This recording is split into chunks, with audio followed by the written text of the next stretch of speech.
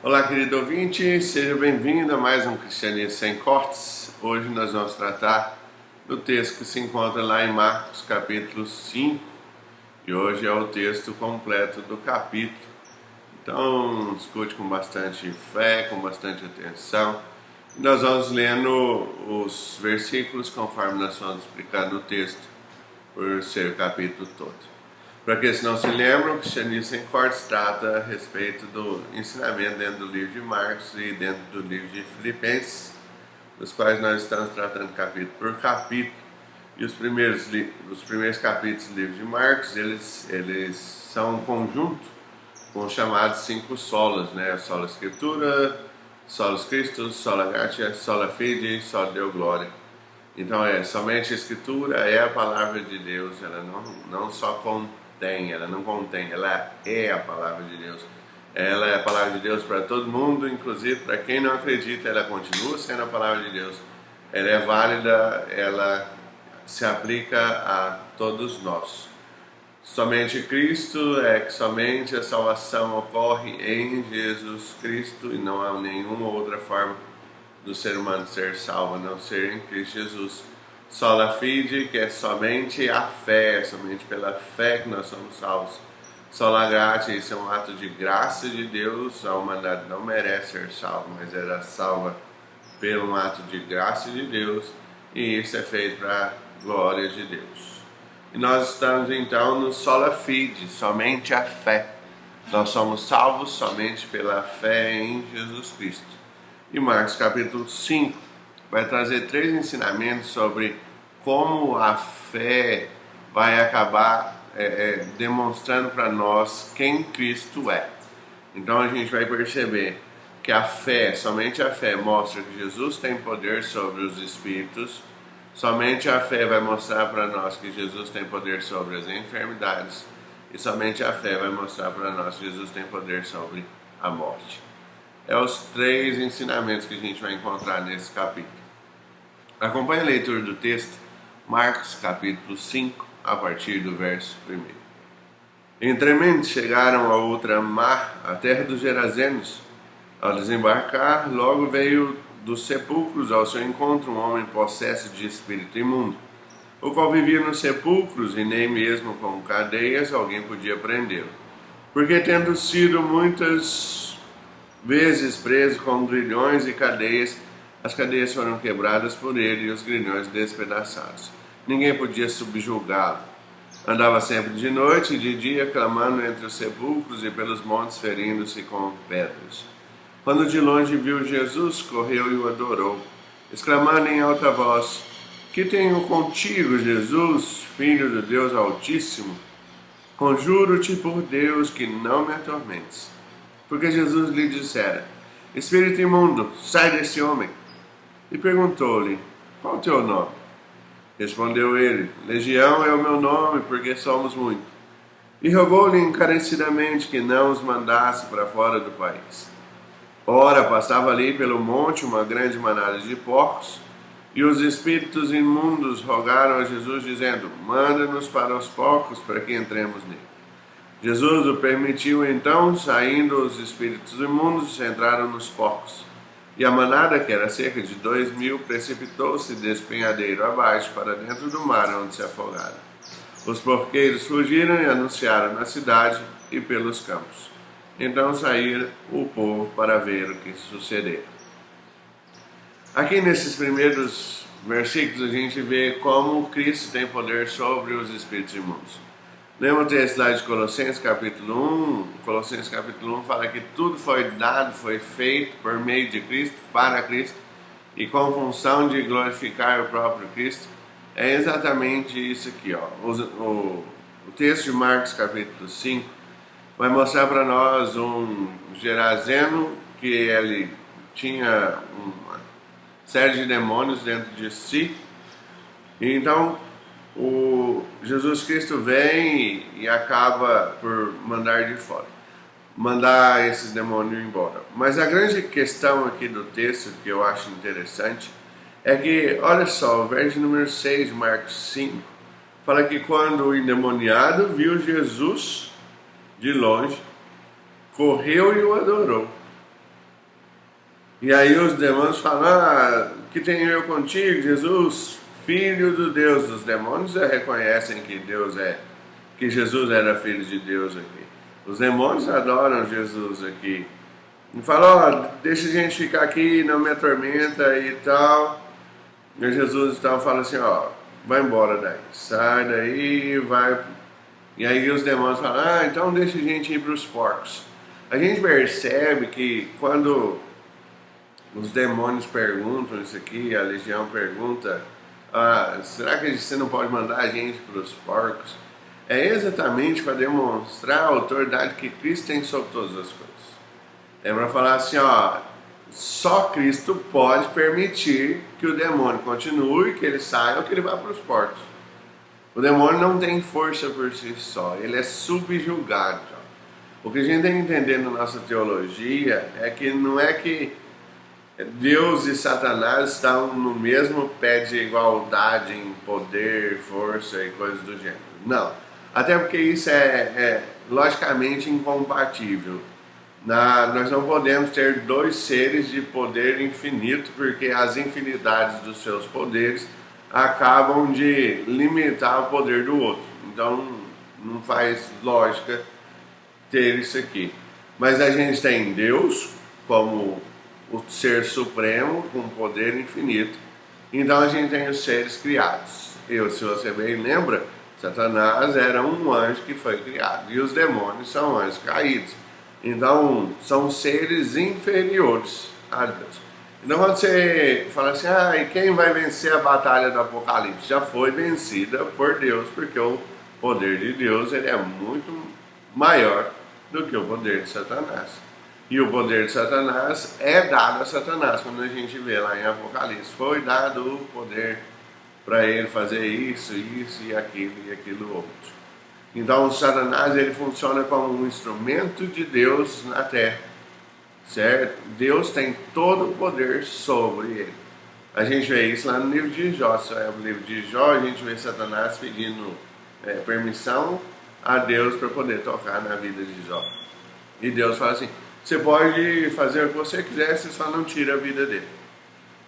E aí é onde Satanás toca na família, toca nas posses, toca na saúde, entende? Então assim, todo o poder está nas mãos de Deus.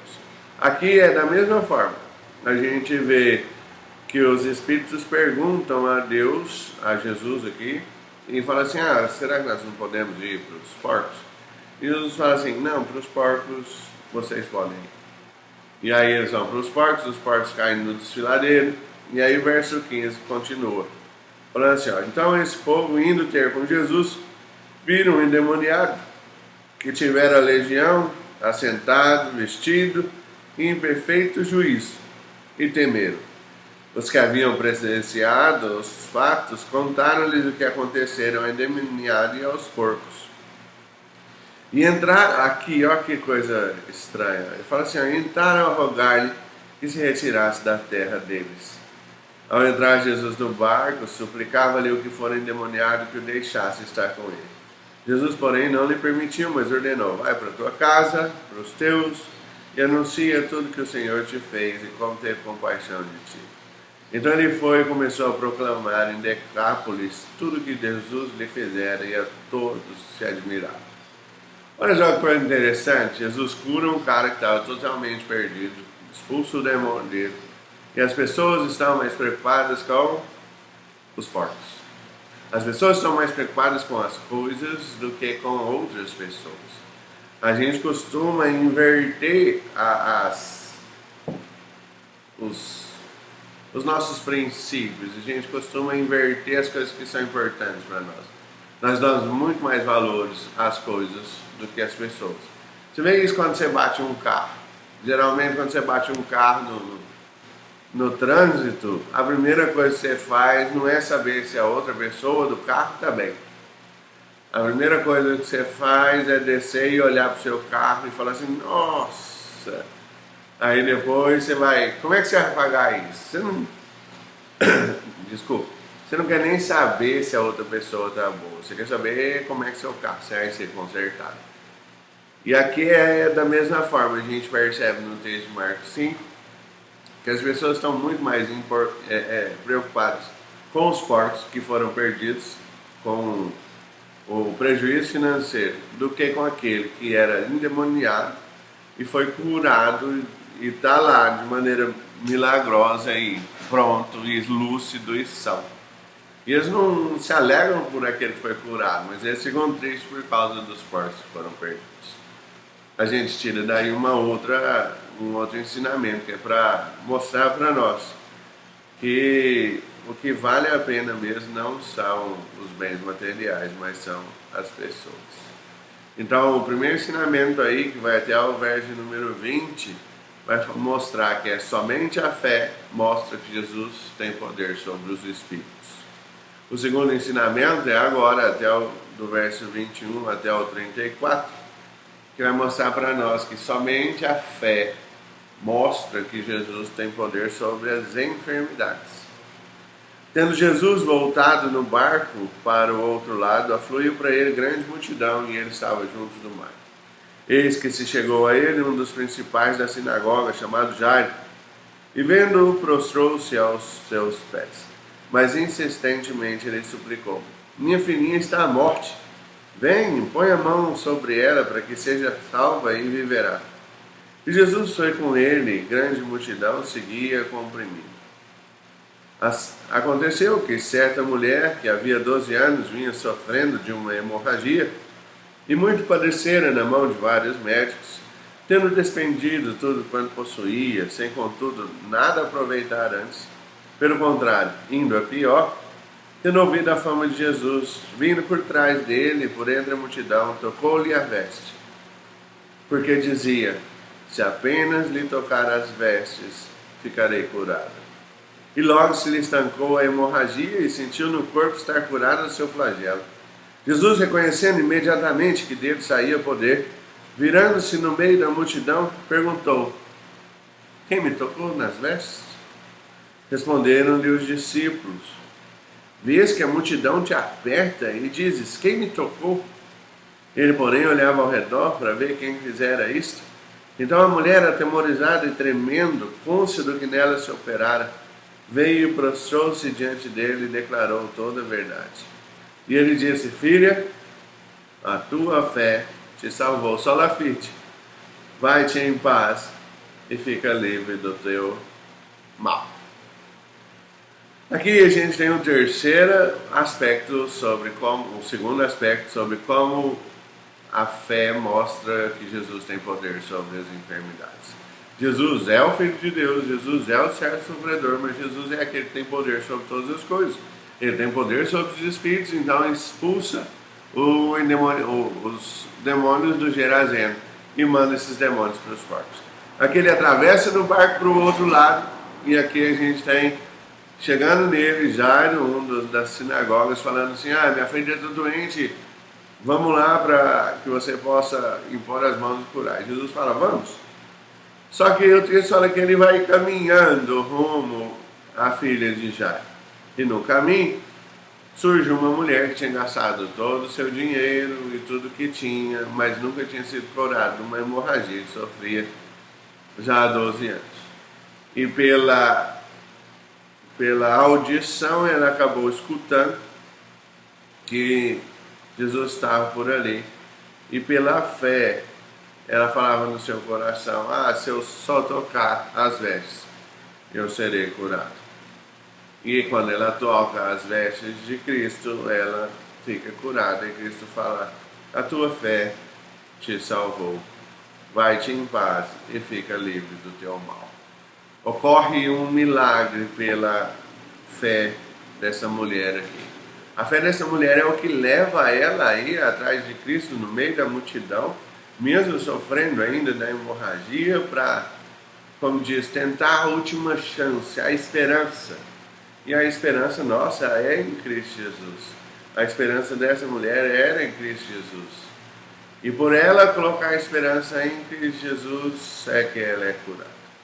Deus efetua milagres para aqueles que esperam nele. Mas entenda, esses milagres não são apenas milagres físicos, financeiros e coisas do gênero. Não, isso acontece também. Mas os milagres que Deus efetua na nossa vida é transformar eu e você à semelhança de Cristo. Esse é o verdadeiro milagre. É pegar um pecador que era totalmente perdido, totalmente um lamaçal, e ir transformando essa vida de escuridão numa vida de luz. E transformando esse ser que não era nada em um sal que serve para salgar as coisas, que vai ter utilidade. É aquele que era desprezado, que não era digno, e dar dignidade a ele. Esse é o verdadeiro milagre que Deus faz na nossa vida. Esse é o verdadeiro milagre que Cristo faz. E nesse texto aqui a gente percebe que Cristo tem poder sobre as enfermidades. Mas então o verso 35 de Marcos 5 vai mostrar para nós que Cristo também tem poder sobre a morte. Então no caminho falava ainda quando chegaram alguns da casa do chefe da sinagoga, a quem disseram: tua filha já morreu, por que incomodas o mestre? Mas Jesus, sem acudir tais palavras, disse ao chefe da sinagoga: não temas, crê somente. Olha a fé de novo. Contudo, não permitiu que alguém o acompanhasse, senão Pedro e os irmãos Tiago e João. Chegando à casa do chefe da sinagoga, viu Jesus o alvoroço, os que choravam e os que pranteavam muito. Ao entrar, lhe disse: por que estáis em alvoroço e chorais? A criança não está morta, mas dorme. E o povo riu dele. Tendo ele, porém, mandado sair todos, tomou o pai, a mãe da criança e os que vieram com ele, e entrou onde ela estava. Tomando-o pela mão, disse: Talitá cumi, que quer dizer: menina, eu te mando, levanta-te. Imediatamente a menina se levantou, pôs-se a andar, pois tinha 12 anos. Então ficaram todos sobremaneira admirados. Mas Jesus ordenou-lhes expressamente que ninguém o soubesse e mandou que dessem de comer à menina. O terceiro ensinamento que o texto de Marcos 5 nos ensina é que Jesus tem poder sobre a morte. Ele não apenas cura as enfermidades, ele não apenas tem poder sobre os espíritos, mas ele tem poder sobre a morte. E aqui é onde a gente vê claramente que Cristo é aquele que é o enviado por Deus. Está vendo que a gente tem a sequência dos solas, o sola escritura falar a Bíblia ia anunciar o Messias, a Bíblia está anunciando o Messias. O Messias chegou, solos Cristos. E como é que ele chegou? Pela graça de Deus, sola gratia. E como é que a gente percebe ou entende isso? Pela fé que o próprio Deus nos dá. Então, os solas estão aqui nos primeiros capítulos de Marcos. E aqui a gente tem o sola fide, onde Jesus fala assim: olha, vamos lá. E quando ele está no caminho, surge essa mulher, a mulher é curada pela fé ao tocar ele. E ele está caminhando, mas aí a filha de Jairo já morreu. E aí eles falam: não precisa ir mais não, porque ela já morreu. E aí Jesus chega e fala: olha, ela não morreu. Vou mostrar que ela não morreu. E aí o povo riu, como se fosse assim: haha, esse homem está doido da cabeça. Como assim? Ela está morta. E aí Cristo vai lá e ordena ela levantar. Só a título de explicação, verso 41 está escrito assim: Talitá cumi, certo? Talita cumi, dependendo da pronúncia. O Evangelho de Marcos aqui, ele é escrito especificamente para um povo, e a gente vai ver uma série de expressões que são colocadas na língua aqui, mas logo depois Marcos traduz. Então tem muita gente que fala que essa Talitá era menina, não é, certo? É uma expressão, e aí por isso que ele traduz no verso 41 na frente aí, menina, eu te mando, levanta-te. Então, Talita cumi significa menina, eu te mando, levanta-te, certo? Então, não é o nome da filha de Jairo, não, tá? Só a título de ensinamento. Então, a gente vê que logo depois que Jesus dá a ordem, a menina imediatamente levanta-se e se coloca novamente a andar, certo? E aí a gente vê exatamente o poder de Deus e como todos ficam sobremaneiramente admirados pelo poder de Jesus Cristo. O que aprendemos aqui em Marcos capítulo 5? Que é somente pela fé que nós cremos que Jesus tem poder sobre o mundo espiritual. É somente pela fé que nós cremos que Jesus tem poder sobre o mundo das enfermidades, das doenças. E é somente pela fé que nós temos ou acreditamos que Cristo tem o poder sobre a morte. Quando falamos Cristo é Deus, é porque Ele tem poder sobre todas essas coisas. Ele é igual ao Pai em poder, em infinidade, em magnitude, em todos os atributos divinos. E Ele veio para salvar pecadores que não mereciam ser salvos. Ele veio para trazer fé naqueles que não têm fé. Até a fé é um dom de Deus. Todo o processo de salvação nosso é um dom de Deus. O que fazemos com esse texto e essa palavra hoje? Primeiro nós temos que aprender a descansar em Deus. Uma vez que a gente entende que tudo vem de Deus, tudo ocorre dentro dos planos de Deus. Você vê, Jesus podia ter muito bem, quando Jairo chega nele, simplesmente falou, está curado sua filha. Mas ele resolve andar. E quando ele resolve andar, talvez nesse tempo de traslado, a menina morre. Entendeu? E ele podia ter falado simplesmente, pronto, curei. Tipo, via Wi-Fi, né? Se a gente pode brincar assim. Está curado, simplesmente pela palavra. Que é uma das formas que ele faz. Mas ele resolve trasladar até o local. E nesse traslado a filha de Jairo morre. Mas tudo está dentro do plano de Deus. Tudo tem um ensinamento maior de Deus para as nossas vidas.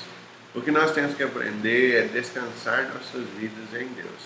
Entender que Ele é soberano sobre tudo e colocar a nossa vida nas mãos dEle e descansar. O segundo ensinamento que o texto vai trazer para aplicarmos na nossa vida diária é anunciar as transformações que Deus fez na nossa vida. Na primeira parte, quando Cristo expulsa os demônios do Geraseno e manda os porcos, no final o Geraseno falando, deixa eu ser discípulo de você, deixa eu ir junto com você. E Cristo fala, não, sua função é outra. Fica aqui, vai na sua família, vai nas cidades que estão aqui e fala para todo mundo aí as transformações que foram efetuadas na sua vida. Ou seja, divulgue o Evangelho verdadeiro. Divulgue o Evangelho daquele homem que estava morto para um homem que é vida. Um homem que era velha criatura para um homem que é nova criatura. Então, divulgue o Evangelho, espalhe a boa nova. A boa nova de que somente pela fé nós entendemos que Cristo Jesus é o Salvador. E isso é um ato de graça de Deus e não vem de nós. Que Deus te abençoe e tenha uma ótima semana.